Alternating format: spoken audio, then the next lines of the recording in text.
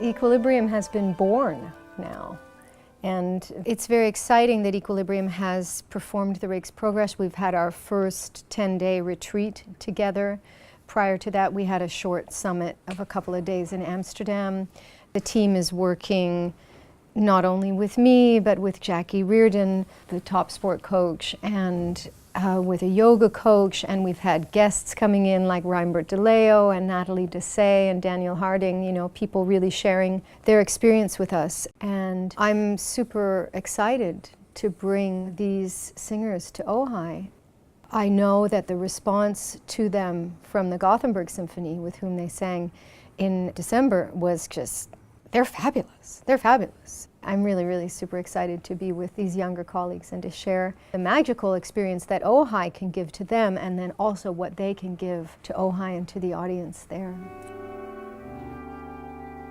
Aphrodite Patulidou sang And True Love in the Gothenburg cast, and she's one of only 2 singers who are in 2 casts. So she'll be singing And True Love also at La Monnaie in Brussels and in Ojai. So she's the constant at the moment, and that's interesting because And True Love is the constant in the opera. I'm excited also for Aphrodite because it's such a special opportunity to get to revisit a role after several months, because young artists, you know, young professionals, they can make these leaps in development. Older artists, we're more concerned with staying on our level and being consistent, whereas the young artists, it can be very fast that all of a sudden they make a big change or improvement, or their perspective alters, and so I'm really excited for her because she has that chance.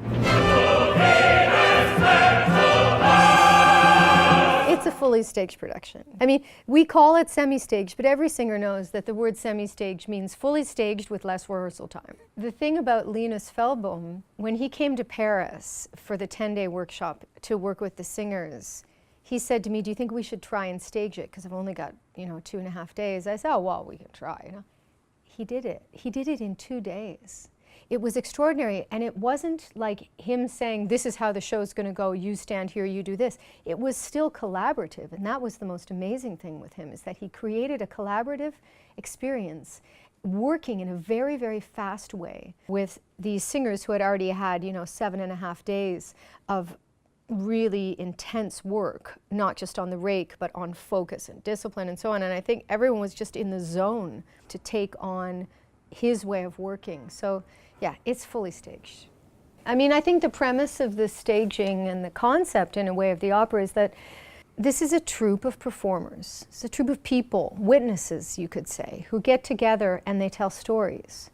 And the story that we are telling at this time is the Rijks Progress. And it's an old story, and we get together to retell it. And the idea is that it could have been anybody singing And True Love out of the group. It could have been anyone singing the lead tenor role, or the auctioneer role, or the devil character. And on this night, it's Aphrodite is singing, and Yanis is singing Nick Shadow, and Elgin is singing Tom Rakewell. They are both reenacting the story and witnessing the story. And central to this, to our staging, is the box. It's a very, very large box on the stage upon which the story takes place. So it's kind of those children's games, like when your foot is in the square, you're in the game, and when you're outside the square, you're not in the game. It's like that. And so the box is, in a way, the set, and when the different characters are on the set, they are part of the storytelling, and when they're off the set and not singing, they're witnesses.